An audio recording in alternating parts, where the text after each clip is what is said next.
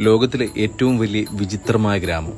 4 ഭാഗവും വെള്ളമാണ്. കൊടും കായലിൻ്റെ നടുവിൽ, കായലും വെള്ളക്കെട്ടും കൊണ്ട് നിറഞ്ഞിരിക്കുന്ന പ്രദേശത്ത് വീട് കെട്ടി താമസിക്കുന്ന കുറേ മനുഷ്യർ.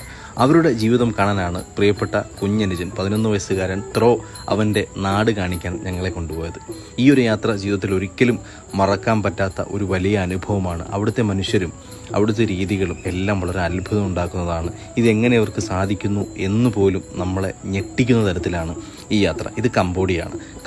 നിങ്ങൾക്ക് എൻ്റെ നാട് കാണണോ എന്ന് ചോദിച്ചാണ് 11 വയസ്സുകാരൻ ത്രോ ഞങ്ങളെ കൂട്ടിക്കൊണ്ടുപോയത്. എൻ്റെ നാട്ടിൽ സഞ്ചാരികൾ എത്താറില്ല. എൻ്റെ നാട്ടിൽ എല്ലാം സാധാരണക്കാരാണ്. അതുകൊണ്ട് വ്യത്യസ്തമായ എൻ്റെ നാട്ടിലേക്ക് നിങ്ങളെ ഞാൻ കൂട്ടിക്കൊണ്ടുപോകാം. അപ്പോൾ ഇതാണ് ത്രോ. അവൻ്റെ കയ്യിൽ നിന്ന് വെള്ളമൊക്കെ ഞങ്ങൾക്ക് തന്നു. അവൻ്റെ ചെറിയ ബോട്ടുണ്ട്. ബോട്ട് എന്ന് നമ്മുടെ വള്ളത്തിൻ്റെ മുകളിൽ ചെറിയ സംവിധാനങ്ങൾ ചെയ്ത ഒരു ചെറിയ ബോട്ട്. ഈ ബോട്ടിലാണ് അവൻ്റെ വിചിത്ര ഗ്രാമത്തിലേക്കുള്ള യാത്ര തുടർന്നത്. ആദ്യം തന്നെ ഇവൻ 11 വയസ്സുകാരൻ ഇങ്ങനെയൊക്കെ ഒരു ബോട്ട് ഓടിച്ച് അവിടെ കൊണ്ടുപോകുമോ ആ ഗ്രാമത്തിൽ? ആദ്യം ചെറിയൊരു ആശങ്ക ഉണ്ടായിരുന്നു. ഒരു 11 വയസ്സുകാരൻ ഓടിക്കുന്ന ബോട്ടിൽ കയറണം. പക്ഷെ അവരുടെ എക്സ്പീരിയൻസും എപ്പോഴും അവർ വെള്ളത്തിലാണ് അവർ കഴിയുന്നത്.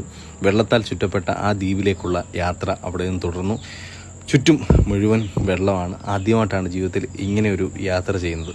അപ്പോൾ ഇത് ബോട്ടിങ്ങനെ പോയിക്കൊണ്ടേയിരിക്കുകയാണ്. ചെറിയ ബോട്ടാണ്. ഒരു ഭാഗത്ത് ചെറിയ മൊബൈലിൽ അവൻ പാട്ട് കേൾക്കുന്നുണ്ട്, ആരോടൊക്കെയോ സംസാരിക്കുന്നുണ്ട്. അപ്പോൾ ഗ്രാമത്തിൻ്റെ ഉൾക്കാടുകളിലേക്ക്, കാടുകൾക്കുള്ളിലാണ് ഈ ഗ്രാമം നിൽക്കുന്ന. 2 ഭാഗവും നമ്മൾ സിനിമയിലൊക്കെ കണ്ടു മറന്നതുപോലെ കാടുകളാണ്, കൊടും കാടാണ്. ഞങ്ങളീ പോകുന്ന ത്രോയുടെ ഈ ബോട്ടല്ലാതെ വേറൊരു ബോട്ടുകളും അവിടെ നിന്ന് ഓപ്പോസിറ്റോ അതിൻ്റെ ഓരത്തുകൂടിയോ ഒന്നും വരുന്നില്ല.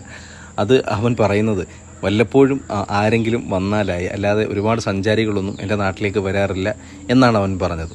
അപ്പോൾ അവൻ്റെ നാട്ടിലേക്കുള്ള യാത്ര തുടർന്നുകൊണ്ടേയിരുന്നു. അവൻ അതിൻ്റെ ഇടയ്ക്ക് എന്തൊക്കെയോ ചെയ്യുന്നുണ്ട്. അവൻ്റെ കൈ നോക്കുന്നുണ്ട്. പക്ഷേ ബോട്ടിൽ തന്നെ അവൻ ശ്രദ്ധിക്കുന്നുണ്ട്. പക്ഷേ ഈ യാത്ര ഇങ്ങനെ തുടർന്നുകൊണ്ടേയിരിക്കുന്നു. അങ്ങനെ ആ ഗ്രാമത്തിൻ്റെ തുടക്കത്തിൽ ഉള്ള വീടുകളിലേക്ക് വന്ന് കണ്ടുമുട്ടി. സത്യം പറഞ്ഞാൽ ഞെട്ടിപ്പോയി കേട്ടോ.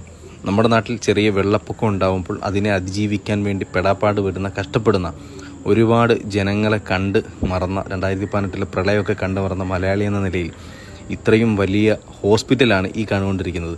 എല്ലാം വെള്ളത്തിൻ്റെ മുകളിലാണ്. ആശുപത്രികളും എല്ലാ സംവിധാനങ്ങളും വെള്ളത്താൽ ചുറ്റപ്പെട്ട നഗരമാണിത്. ഈ ആശുപത്രിക്ക് അരികിൽ നിന്നാണ് ഈ ഗ്രാമത്തിന് തുടക്കം. അപ്പോൾ ആദ്യത്തെ വീട് കണ്ടു. സത്യം പറഞ്ഞാൽ വളരെ ആശ്ചര്യം തോന്നി, ഞെട്ടിപ്പോയി. നമ്മുടെ നാട്ടിൽ റിസോർട്ടൊക്കെ കാണുന്ന പോലെ അവരുടെ എല്ലാവരും വീട് കാണുമ്പോൾ. അപ്പോൾ ഇവരുടെ ദിനചര്യയുടെ ഭാഗമായിട്ടുള്ള കാര്യങ്ങളൊക്കെ എങ്ങനെയാണ് ഈ വെള്ളത്തിൻ്റെ മുകളിൽ നടക്കുന്നതെന്ന് ഒരുപാട് ചിന്തിച്ചു. അത് സ്വാഭാവികമാണല്ലോ.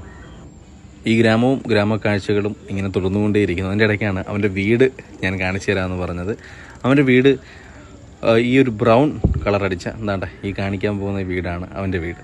തിരിച്ചു വരുമ്പോൾ നമുക്ക് വീട്ടിൽ കയറാം, വീട്ടിൻ്റെ വിശേഷങ്ങൾ കാണിക്കാം എന്നും പറഞ്ഞു. അപ്പം ത്രോയുടെ വീട് കഴിഞ്ഞു. ഇങ്ങനെ പോയിക്കൊണ്ടേയിരിക്കുകയാണ്. തുണിയൊക്കെ ഉണക്കാനായിട്ട് അവർ ആ സൈഡിലിട്ടിട്ടുണ്ട്. നല്ല വെയിലുണ്ട്. പക്ഷേ എന്നാലും വെള്ളം കെട്ടി നിൽപ്പുണ്ട്. പിന്നെയും കുറച്ചും കൂടി മുന്നോട്ട് പോയാൽ അവിടെ എല്ലാം ഇതുപോലെ തന്നെ താഴെ തടിത്തൂണുകളാൽ നിർമ്മിച്ചിരിക്കുന്ന, മുകളിൽ പലക വിരിച്ചിരിക്കുന്ന വീടുകളാണ് എല്ലാം. 2 നിലയാണ്, 2 തട്ടാണെങ്കിലും എല്ലാവരും സാമ്പത്തിക ബുദ്ധിമുട്ട് ഉള്ളവരാണ്. അവരെല്ലാവരും മത്സ്യബന്ധനം ഉപജീവനമാർഗമായി എടുക്കുന്ന പാവങ്ങളാണ് ഈ നാട്ടിലെ എല്ലാവരും. പിന്നെയും മുന്നോട്ട് പോകുമ്പോൾ ചെറിയൊരു കട കണ്ടുകൊണ്ട് ആ ഒരു ബോട്ട് പോലെ ചെറിയൊരു വള്ളം പോലെ ഉള്ളത് ചെറിയൊരു കടയാണ്. പിന്നെയും ഇങ്ങനെ പോയിക്കൊണ്ടിരിക്കുകയാണ്. ചെറിയ ഷെഡിലെ കോഴികളെ അവർ വളർത്തുന്നുണ്ട്.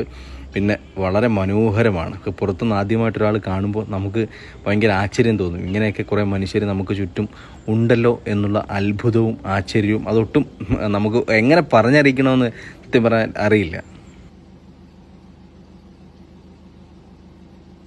യാത്ര തുടരുന്ന കൂട്ടത്തിലാണ് മറ്റ് ചില കാര്യങ്ങൾ ശ്രദ്ധയിൽപ്പെട്ടത്. എല്ലാ വീടിൻ്റെ ഫ്രണ്ടിലും നമ്മുടെ നാട്ടിലെ ബൈക്കുള്ളതുപോലെ എല്ലാ വീടുകളുടെ ഫ്രണ്ടിലും ചെറിയ വള്ളങ്ങളുണ്ട്.